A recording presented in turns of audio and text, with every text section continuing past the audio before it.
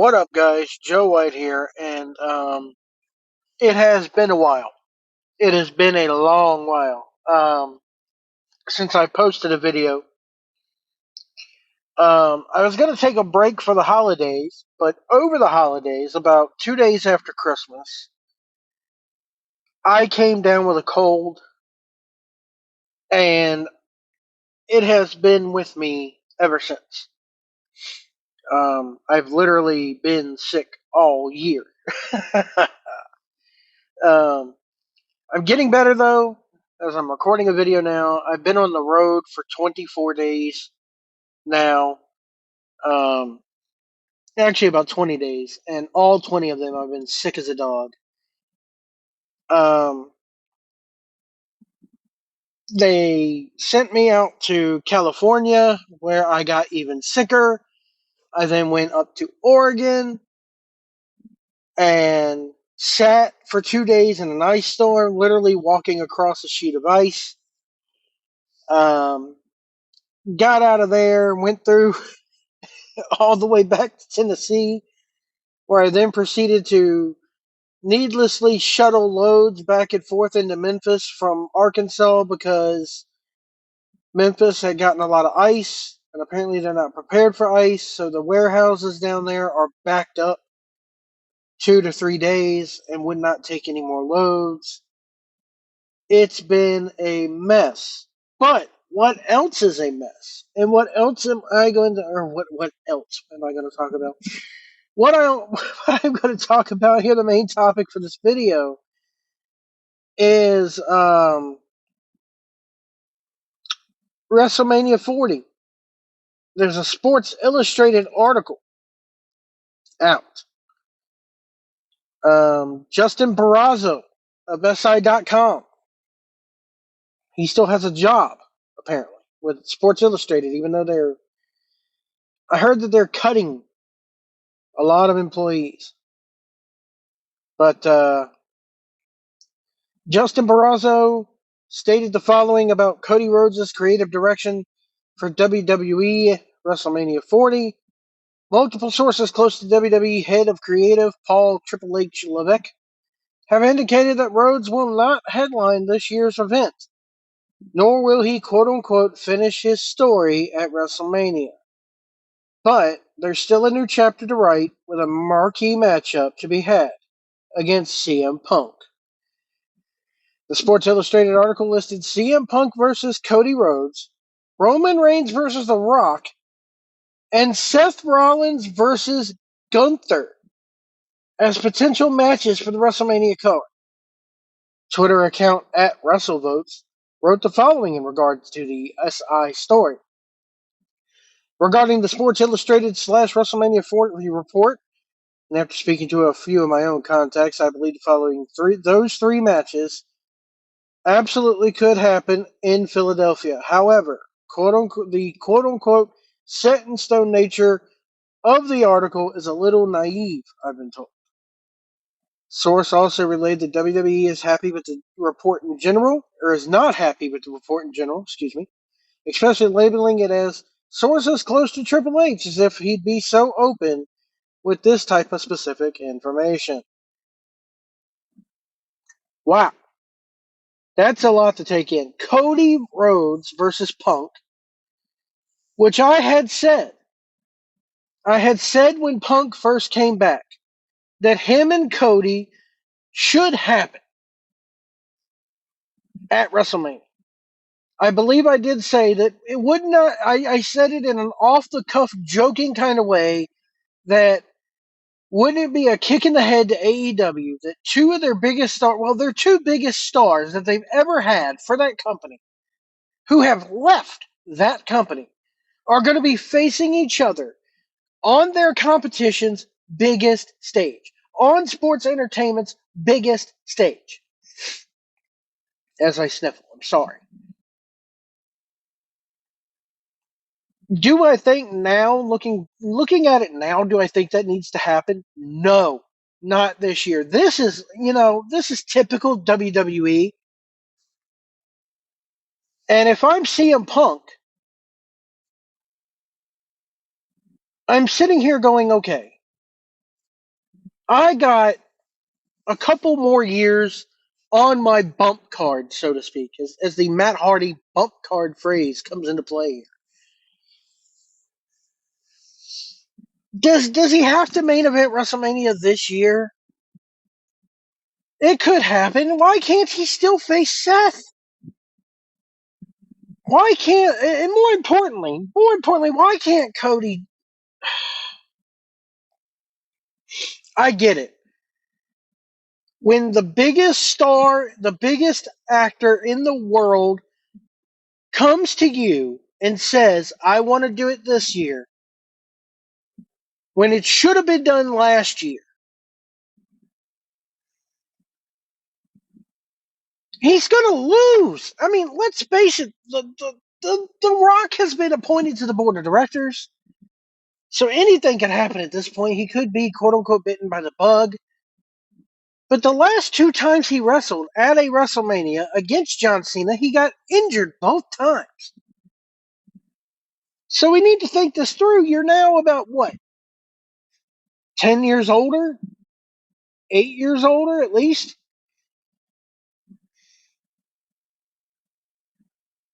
And I've said this all along. What does this do? Okay, he beats The Rock. The Rock goes away. Big freaking deal. He's already solidified himself as the quote unquote head of the table. The Rock winning the title means nothing. Means nothing if he's not going to stick around for a while.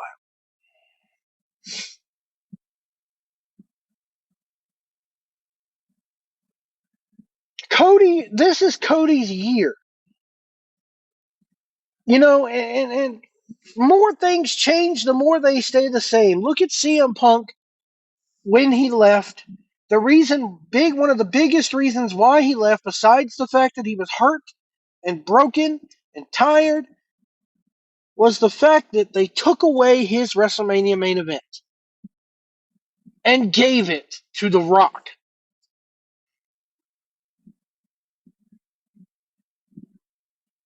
And this year, they're doing the same to Cody. 10 years later, nothing has changed. This is Cody's year. This is 100% Cody Rhodes' year. They've been building it now for over a year.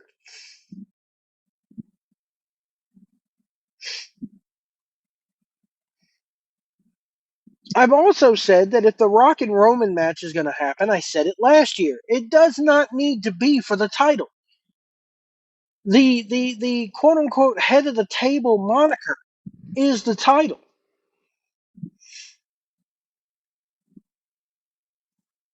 So, and then Seth versus Gunther. I love me some Gunther, but that first off, we don't even know if Seth's going to be back in time. He says that it's a good prognosis. I think he will be back. But after Mania, the man needs to take time off, not only to make sure that he's going to finish the rehab on the knee properly and make sure that knee is good to go, but two, he's got a bad back. He's beat up. He's been carrying this belt for a year almost. He needs a break. He may not want to take a break, but WWE needs to step in here and go, hey, thank you for everything that you've done this past year.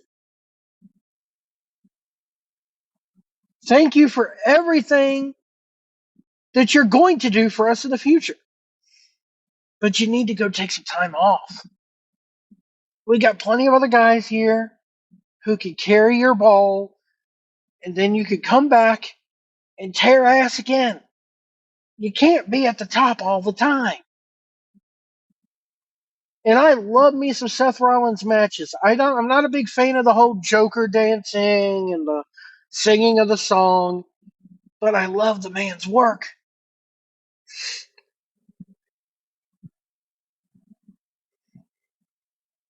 But Gunther is not the opponent that we want to see Like in a matter of a month now, this WrestleMania card has gone from great to fucking like mediocre. I mean, I won't say mediocre because Rollins versus Gunther it's going to be good. Punk versus Cody is going to be good. The Rock versus Roman will probably be good. But when you have all your stars in line and then a comet just comes in out of nowhere, boom, takes one of them out or knocks them all around, it's hard. It's disappointing. The one match this year that everybody wanted to see Gunther have was against Brock Lesnar. Brock Lesnar's probably going to return in the Royal Rumble. Or if not, the night after the Rumble. From what I've been hearing, it's going to be at the Rumble.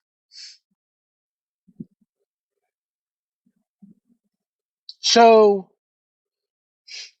sorry, I keep sniffling, guys. I still have this head cold. I'm so sorry. But it's going to be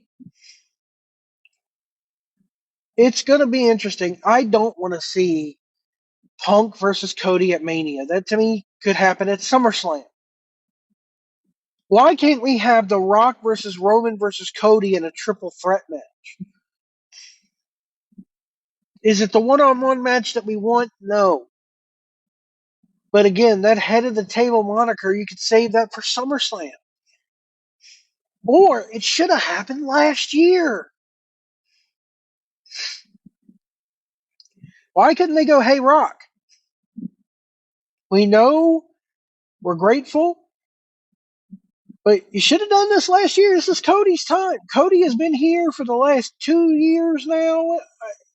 You know, he's gone through torn pecs. He wrestled a Hell in a Cell match with a torn pec. This is his time.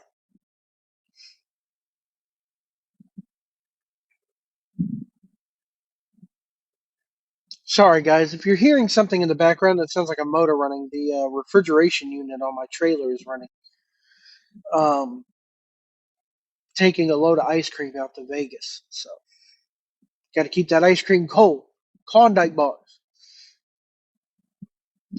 But yeah, I'm disappointed by this SI article. Apparently, it's being corroborated by a lot of people. Let me know what you guys think in the comments below. Do you want to see these matches? Should Cody be stripped of his story? Does the story have to end at WrestleMania? Does the story can the story go at SummerSlam? Could he beat The Rock at SummerSlam? Yes, because SummerSlam is the second biggest pay-per-view of the year. Royal Rumble to me is a very, very close third, but in the recent years, the way they've treated SummerSlam has surpassed. Looking at the big Netflix deal that happened yesterday, oh boy. Oh boy, we know it, as we say in the South. So apparently I put something on Facebook, and the Raw rights are going to Netflix in 2025 in January, starting January 1st, 2025. The current deal for USA Network ends in September of 2024. So there's like a 3-month gap where Raw's not going to have a home unless some extension is signed or Netflix says, oh, yeah, just come over here.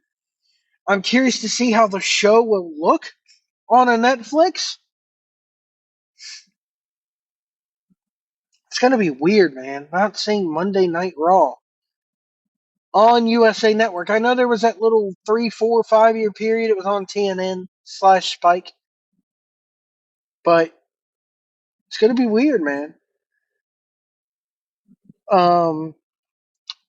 One has to believe that once the Peacock deal is over with in 2026, everything, the WWE Network and everything is going to get moved over to Netflix. Now, my thing is, how many times can you bounce this network around before people just say screw it and stop following you? But the answer to that is everybody's got Netflix. Can't think of one person that doesn't have a Netflix account or share one of their Netflix accounts or, some of whatever the case may be. I think it's a good deal for WWE. In the long term, this has the potential to be a 20-year long deal, or 10-year long deal at least.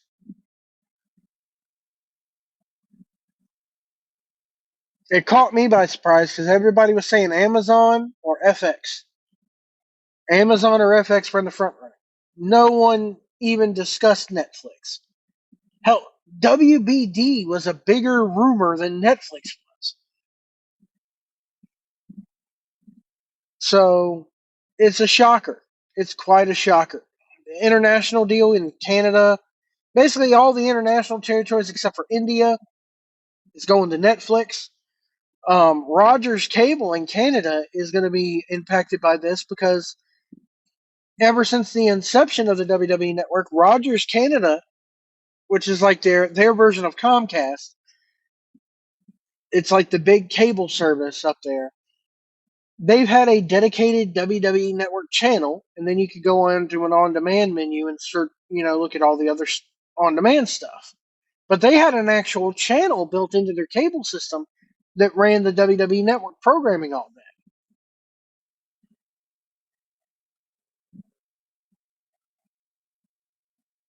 So it's interesting.